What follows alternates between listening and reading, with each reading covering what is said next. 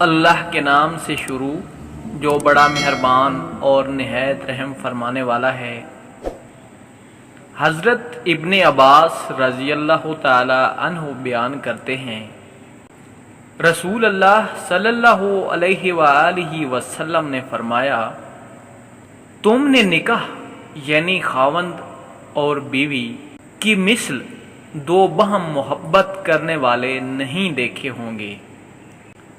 حضرت انس رضی اللہ تعالی عنہ بیان کرتے ہیں، رسول اللہ صلی اللہ علیہ وآلہ وسلم نے فرمایا، جو شخص پاکیزہ حالت میں اللہ تعالی سے ملاقات کرنے کا خواہش مند ہو تو اسے آزاد عورتوں سے شادی کرنی چاہیے۔